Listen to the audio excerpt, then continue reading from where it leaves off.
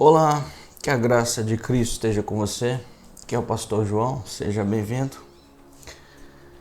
Recentemente tem surgido uma grande polêmica envolvendo a questão da família cristã conservadora e muitos têm dito que a família conservadora cristã está sendo idolatrada, outros estão dizendo que a família cristã conservadora não é o único modelo bíblico, e tem até alguns dizendo que esse modelo nem bíblico estão dizendo que os conservadores, os pais e mães conservadores que optam por um modelo cristão conservador, além de estar idolatrando, está usando passagens bíblicas de maneira equivocada, alguns estão dizendo isso, etc. Bem, eu estou do lado de cá. Eu sou um pai cristão conservador, minha família, nós optamos por um modelo de conservadorismo cristão, com base nas escrituras sagradas, e eu queria responder essa pergunta. A família cristã conservadora, ela é bíblica? Ela tem base bíblica ou ela é uma criação dos pais conservadores do nosso século atual? E tem até alguns que estão dizendo que esse modelo cristão nada mais é do que uma cópia de algumas famílias conservadoras do catolicismo, e que não tem nada a ver nem necessariamente com o protestantismo, que somos nós. Eu sou protestante, mas eu estou do lado de cá e, sem querer polêmica, eu apenas quero esclarecer o meu ponto de vista e ajudar você, pai, você, mãe conservadora, que optou por esse tipo de criação de seus filhos, de preservação da sua família. E eu quero dizer que sim, que esse modelo é bíblico.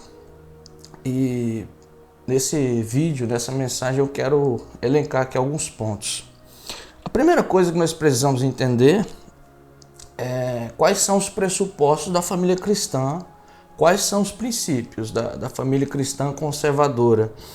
Princípios e mandamentos claros na palavra são quase a mesma coisa. Então, quando nós vemos um princípio claramente bom de vivência nas escrituras sagradas, logo nós devemos admitir que a norma, o padrão bom de Deus para a nossa vida é aquele. Ao mesmo tempo, a escritura registra muitos comportamentos e muitas práticas tidas como normais no Antigo Testamento, principalmente, também no Novo Testamento, que ocorrem, mas que não são princípios e que nem são padrão, nem modelo para nós. Por isso que nós vemos, por exemplo, tanto pecado em Israel, como, por exemplo, a poligamia. A poligamia que sempre foi pecado, mas que, de certa forma, foi tolerada, mas que nunca deixou de ser pecado, e que nós vemos normalmente acontecer com o povo de Israel no Antigo Testamento. Então, pressupostos são princípios, são normas para a nossa vida. E a família cristã conservadora, ela tem esses princípios na palavra do Senhor, no Antigo e no Novo Testamento? E a minha resposta é sim, ela tem. E quais são os pilares da família cristã? Tem vários pilares, mas eu elenquei aqui 3 principais aqui. Vamos discorrer e procurar provar biblicamente que eles estão na palavra do Senhor. O primeiro é casamento monogâmico, hétero, indissolúvel. O segundo pilar da família cristã conservadora é liderança masculina, companheirismo feminino. E o terceiro pilar da família cristã conservadora é geração de filhos e preservação dos filhos para a glória de Deus. Então vamos expor esses 3 pilares aqui e buscar provar biblicamente, dentro do contexto, que eles estão dentro da palavra do Senhor, sem qualquer distorção, sem qualquer forçação do texto. Primeiramente, o casamento, que ele é monogâmico, Gênesis 2, 18 ao 24, já nos prova. A criação já nos mostra, quando Deus fez macho e fêmea, E quando Deus ordenou a bênção do Senhor sobre o casamento, quando o Senhor disse, não é bom que o homem esteja só, far-lhe uma adjutora. Fez uma esposa, Deus não fez duas, fez uma. Que ele é hétero, está em Gênesis 1:27, quando o Senhor o fez macho e fêmea, o homem, Deus não fez homem e homem, nem mulher e mulher, Deus fez homem e mulher. Que ele é indissolúvel, Marcos capítulo 10, versículos 6 ao 9, quando o Senhor Jesus fala do divórcio, e as palavras do Senhor nós encontramos que o padrão do casamento é hétero, que ele é indissolúvel, que ele é monogâmico, ele não é polígamo, ele não é poliândrico. A poliandria é quando uma mulher tem mais de um marido, a monogamia é quando o homem tem uma só mulher, como é o padrão bíblico, é o princípio. O Senhor Jesus mostrou que Moisés concedeu o divórcio por causa da dureza do coração do povo, mas no princípio o Criador não fez assim. Palavras do Senhor Jesus, Marcos capítulo 10, versículos 6 ao 9, além de outras passagens em Lucas e também em Mateus. Então isso é ponto pacífico, que o casamento ele é monogâmico, que ele é hétero e que ele é indissolúvel, a menos que haja a morte de um dos cônjuges. Isso é ponto pacífico. Também nossos irmãos que estão advogando um outro modelo de família, nesse ponto não há qualquer discussão, não há o que questionar. O segundo ponto, o segundo pilar, o segundo pressuposto da família cristã conservadora, aí que nós entramos talvez em mais polêmica, que é liderança masculina e companheirismo feminino. Que a palavra prevê que o homem seja o cabeça da casa, que o homem seja o líder da casa. Isso, questionar esse princípio é somente abraçar as heresias do feminismo moderno, as heresias dos movimentos progressistas modernos, que a palavra ordena que o homem é o cabeça da casa. Nós temos inúmeros textos bíblicos. 1 Coríntios capítulo 11, versículos 3, 8 ao 9, ali quando Paulo está falando da questão da oração no culto, e ali Paulo diz assim, Deus é a cabeça de Cristo, Cristo é a cabeça do homem, o homem é a cabeça da mulher. Está falando de um princípio de liderança, que o homem é o cabeça da casa, é o líder moral, espiritual, o líder provedor de sua casa. Nós podemos ler isso em Efésios capítulo 5, versículos, a partir do versículo 22 ali, Paulo dando instrução para as famílias. Ele diz assim, que quero pois que mulheres estejam sujeitas em tudo aos vossos maridos, como convém ao Senhor, como também a igreja é sujeita a Cristo. Que a liderança masculina é bíblica, que o homem, isso não é apenas a provisão do financeiro para casa, isso não é apenas a administração de certas coisas, é que o homem é o cabeça, principalmente o líder espiritual. Isso é claramente demonstrado nas Escrituras. Isso não é patriarcado, isso não é machismo, não. Isso é apenas a forma bíblica. Deus estabeleceu Adão, Paulo diz isso depois Eva. A partir disso, Deus construiu um princípio. O princípio de que o homem é o líder espiritual da casa, o líder moral, o líder na provisão. E claro, em certos casos podem haver exceções a essa regra, mas via de regra o princípio é esse, o mandamento é esse, que o homem ele deve tomar parte nas principais decisões. Num casamento bíblico cristão conservador não existe essa questão de minha mulher, minha patroa. Não, isso aí é a banalização da masculinidade humana, do princípio, da liderança masculina. Isso aí é averso às Escrituras. Não. Por outro lado, o casamento ele não é só abalizado em cima da liderança masculina, porque a mulher aparece como companheira do homem em todas as instâncias do Antigo e do Novo Testamento. Que a mulher ela é a companheira, que a mulher é aquela que está ao lado do homem, isso é um princípio claro nas Escrituras. Quando Deus faz a mulher, Deus vê e diz assim, não é bom que Adão, que o homem esteja só. Ele diz, falhei uma adjutora, uma ajudadora, uma companheira, uma auxiliadora. Se o homem não precisasse da mulher, Deus não teria feito a mulher. E a mulher vem exatamente para suprir a necessidade que o homem tinha, a necessidade de companheirismo.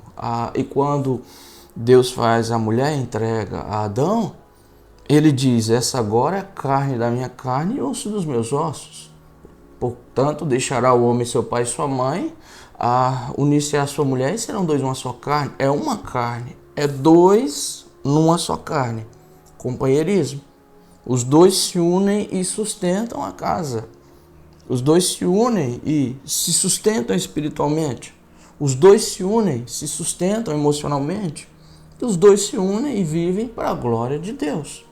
A mulher, ela é ajudadora do homem, é o seu lado. Um homem sem a mulher, via de regra, exceto em alguns casos, ele é falho. O homem precisa da mulher. O homem precisa. É que eu queria ler uma nota de rodapé, um comentário bíblico do escritor puritano Matthew Henry, do seu comentário sobre as Escrituras. E aqui eu estou com a Bíblia de Estudo do Matthew Henry, Bíblia de Estudo Matthew Henry, que por sinal foi um amigo que me presenteou. E na nota de estudo de Gênesis 2:22, essa passagem é clássica. Quando ele comenta esse texto, ele comenta lindamente, e ele diz o seguinte, Gênesis 2:22, formou uma mulher. A mulher foi feita a partir de uma costela de Adão. Não foi feita da cabeça para não dominá-lo, nem dos pés para não pisar sobre ele, e sim das costelas, para ser igual a ele, debaixo de seus braços, para ser protegida e próxima ao seu coração, para ser amada. Então veja que lindo, veja que comentário maravilhoso. Veja que o princípio da liderança masculina não exclui a importância da mulher. Ao contrário, é um princípio de ordem que, se Deus estabeleceu, é porque é bom. Quebrá-lo é pecado, errado. O feminismo vai na contramão da palavra do Senhor. O feminismo é uma abominação. Que o casamento é com base em companheirismo e que o fato de o homem ser o líder não o exime da responsabilidade, porque em Efésios capítulo 5, Paulo irá dizer também que assim como a mulher deve estar sujeita ao marido, como a igreja a Cristo, Paulo diz que vós, maridos, amai vossas esposas como Cristo amou a igreja. E existe responsabilidade maior que essa para o marido? De amar a esposa como Cristo amou a igreja? Não existe. Significa que, mais ou menos assim, se um bandido invadir a minha casa, eu devo ser o primeiro a atravessar a frente para tentar proteger minha família. É isso que significa. Significa que no acidente de casa, numa tragédia, eu devo fazer ao máximo para preservar minha esposa. Porque Cristo amou a igreja, deu seu sangue por ela para santificá-la. É assim. Então o casamento é o segundo pilar da família cristã conservadora, a liderança masculina, companheirismo feminino. Companheirismo mútuo, eu diria. Isso aqui também é ponto pacífico, creio eu. Terceiro ponto, esse é talvez mais... talvez tenhamos mais embates aqui nesse ponto. Geração de filhos e preservação para a glória de Deus. Muitos têm advogado a não geração de filhos por inúmeras questões psicológicas, questões materiais, Inúmeras questões. Estão dizendo que o princípio de geração de filhos necessariamente não é mandamento bíblico, que isso foi para Adão e Eva, entre tantas outras coisas. Eu argumento o contrário. Não? Eu argumento que a geração de filhos é padrão bíblico, padrão escriturístico, é mandamento de Deus para a norma humana. E claro, aceito exceções a essa regra. Aceito porque existem fatores importantes como esterilidade por doenças. Aceito exceções como, por exemplo, o voto de celibato em razão de missões especiais, como, por exemplo, é o caso do apóstolo Paulo. Todavia, não aceito o padrão moderno. O padrão moderno de não ter filhos, eu acredito, não vem de uma razão especial. Entendo que, não havendo motivos honrosos, motivos bíblicos, claros, para não querer gerar filhos, para optar por não gerar, entendo que não gerar, nesse caso aí, seria um pecado. Que gerar filhos é o padrão de Deus e preservá-los para a glória de Deus é padrão bíblico, nós encontramos vários textos. Para começar, em Gênesis 1:28, Deus abençoou o homem e disse, formou Deus o homem e a mulher e disse, multiplicai-vos e enchei a terra. E é verdade que muitos interpretam esse texto não como um princípio, um mandamento, mas como uma analogia à bênção de Deus sobre toda a criação. Eu não concordo.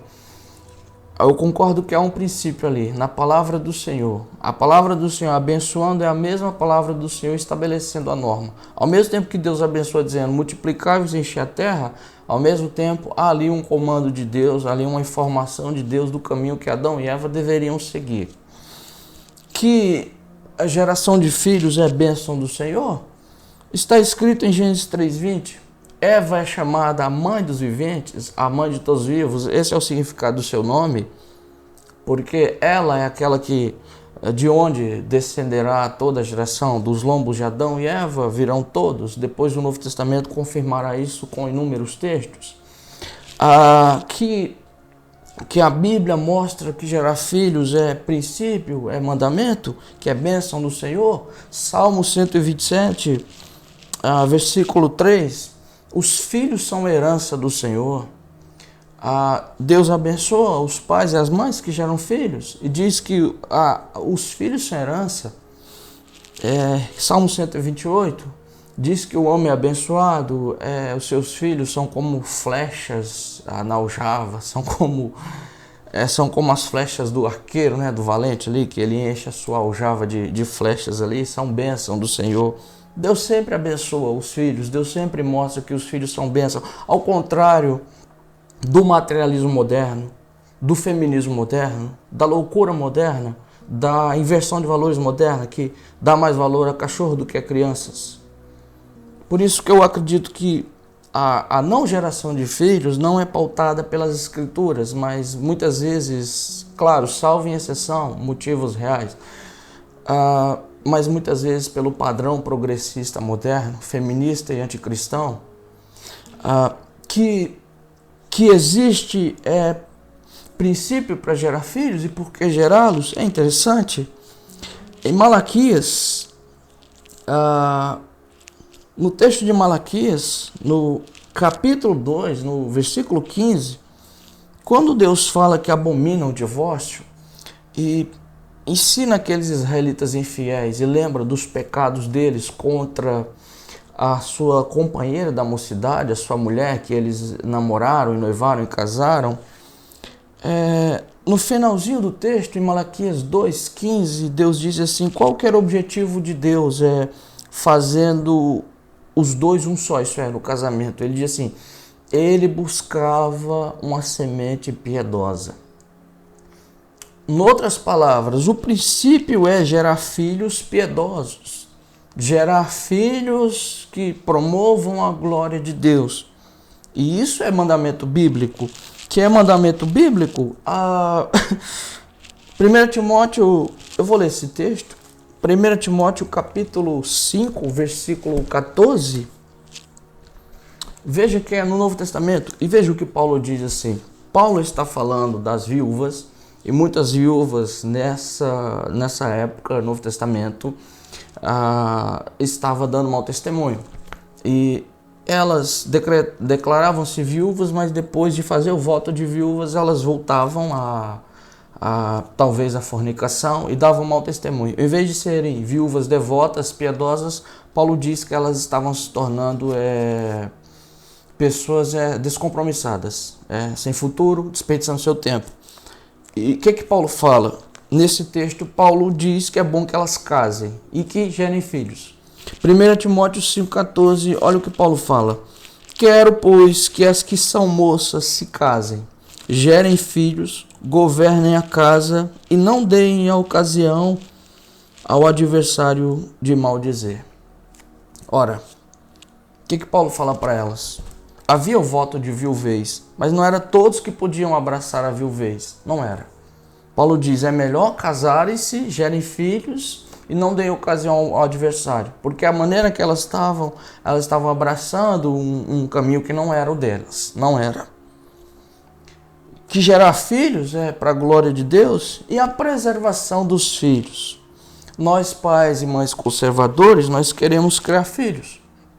E que isso é padrão, toda a palavra de Deus trabalha com a família, marido, esposa e filhos. Em Êxodo capítulo 20, versículo 12, o mandamento com promessa, o primeiro é honra teu pai e a tua mãe, para que os teus dias se prolonguem na terra que o Senhor teu Deus te dá, falando com os israelitas, mas o princípio para nós é o mesmo. A palavra trabalha com a família com filhos, não trabalha com o casal sem filhos. Por quê? Porque é raro ter um casal que não tem filhos, porque esse não é o modelo. Isso constitui uma exceção à regra e, repito, havendo motivos sérios para não querer ter filhos. Em Efésios capítulo 5, Paulo instrui o homem, instrui a mulher, instrui os servos e instrui os filhos. Instrui os filhos. Instrui a relação de filhos e pais de pais para filhos, inclusive. Então, é norma a família, pai, mãe, filhos, procriação, geração de filhos para a glória de Deus. E a preservação destes aqui que entra. E por isso, nós pais cristãos conservadores não estamos idolatrando nossos filhos. Nós estamos, eu acredito, fazendo o mínimo para preservá-los para a glória de Deus. E é necessariamente aqui que muitos de nós, assim como eu e minha família, nós temos optado pela prática do homeschooling, que na verdade é poupar nossos filhos, deixar de levá-los para a escola e educá-los em casa, tentar ensinar para eles em casa. Por isso optamos pelo homeschooling. Que a prática homeschooling ela é bíblica, eu não sei qual o conhecimento que você que está me assistindo tem sobre homeschooling, mas parece que a prática comum é sempre teve escola, né? Na verdade, eu vou te dizer que a escola obrigatória moderna, no nosso país, por exemplo, remonta a 200 anos de história, ou seja, 2 séculos. Nosso país já tem... começamos em 1500, então nós temos aí 500 anos de história. Maior parte desse tempo, a escola obrigatória não existia no poder do Estado. A mesma coisa nos Estados Unidos, a mesma coisa na grande parte da Europa, a mesma coisa em todo o mundo. A escola obrigatória, principalmente na mão do Estado, ela é uma criação totalmente moderna. E na Bíblia Sagrada, você sabe quando começa a escolaridade? Por volta de 65 depois de Cristo, presta atenção, 65 depois de Cristo. De Moisés a Cristo são mais ou menos 1.500 anos. De Abraão, de Tera, de Naor até Cristo são mais ou menos 3.000 anos, 2.500 anos, 3.500 anos. Significa que durante esse período, até 65 depois de Cristo, e aqui eu vou colocar na legenda do vídeo a descrição, citação da fonte, Enciclopédia Bíblica do Dr. Russell Norman Champlin, Enciclopédia Bíblica da Cultura Cristã, Ambas elencam essa informação. Apenas em 65 depois de Cristo foi que houve o estabelecimento de uma escola primária em Israel. E mesmo assim demorou muito para haver a obrigatoriedade. Como que era a educação dos filhos? Como foi os ensinamentos? Em casa, os principais tutores educacionais dos filhos sempre foram os pais. Sempre foram os pais que inculcaram valores espirituais, valores educacionais em seus filhos. E aqui a educação cristã, ela não tem como princípio materialista. A educação, primariamente, ela não só é formar a conduta, um caminho de provisão material para o filho, uma profissão. Não. Em Israel sempre houve um ofício, sempre o que o pai trabalhava ele ensinava ao filho, mas a educação, ensinar a letra, ensinar a alfabetização, ensinar o que havia de disponível na época, foram os pais homeschooling. Que isso é bíblico? Deuteronômio capítulo 6, ali a partir dos versículos 3, 4, ouve, ó Israel, o Senhor nosso Deus é o único Senhor, amarás, pois, o Senhor teu Deus, todo o teu coração, de todas as tuas forças, de todo o teu entendimento. As palavras que eu te ordeno, as ensinarás a teus filhos, ensinarás na tua casa, entrando e saindo, e deitando e te levantando.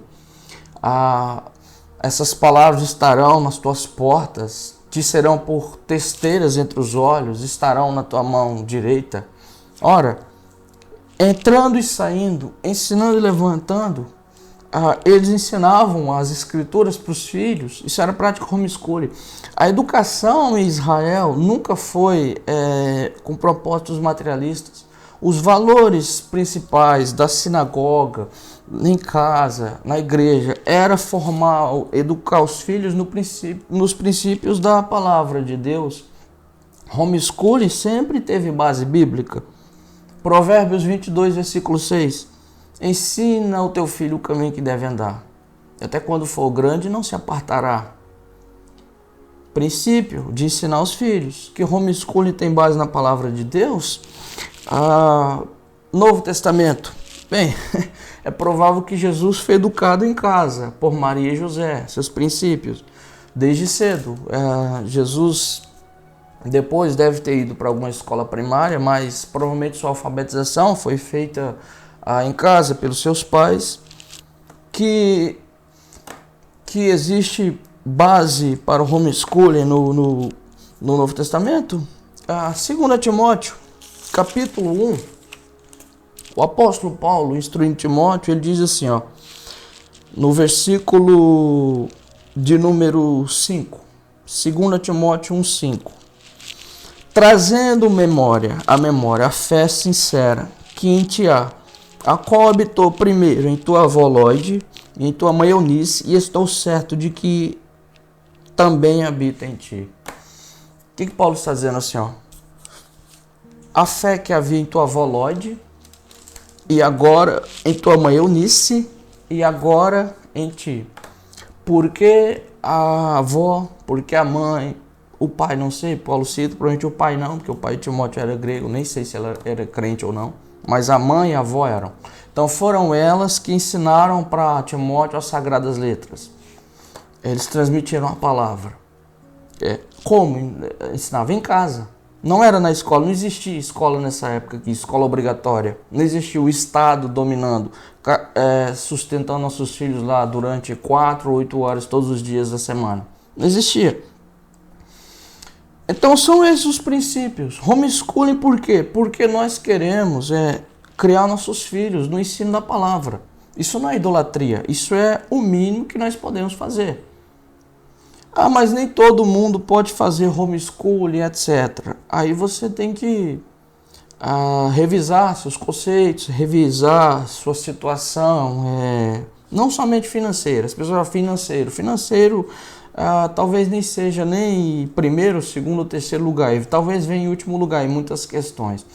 É necessário rever nosso sistema, rever por que o Estado fica com nossas crianças tanto tempo e por que muitas crianças também têm sido criadas em ateísmo, têm sido criadas em progressismo e entre outras coisas aí. Mas esse não é o ponto aqui, isso é assunto para outra história. Mas os pilares da família cristã bíblica são esses.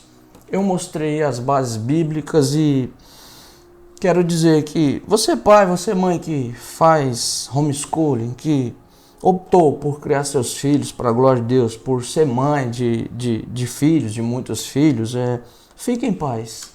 É um princípio bíblico, isso não é idolatria, isso é o mínimo que estamos fazendo e etc. Que é monogâmico, que é hétero e que é indissolúvel, todos nós concordamos com isso. E é isso. Deus abençoe você. Eu quero orar e peço que você compartilhe esse trabalho, curta o nosso vídeo e, se assim se agradar, esteja orando por nós e provavelmente nós possamos fazer outros vídeos aí em relação a isso. Senhor Jesus Cristo, bendito seja o teu nome. Ajude nossas famílias a preservarem tua palavra. Que tudo seja para a glória do Senhor. Que Deus Pai receba a glória pelo Filho, pelo Espírito Santo atuando na vida da sua igreja. Guarda nossas famílias, guarda nossos filhos, ensina-nos a gerar filhos para a glória do Senhor, de maneira a glorificar o teu nome. Em nome de Jesus, amém. Deus abençoe, meu querido irmão, minha querida irmã.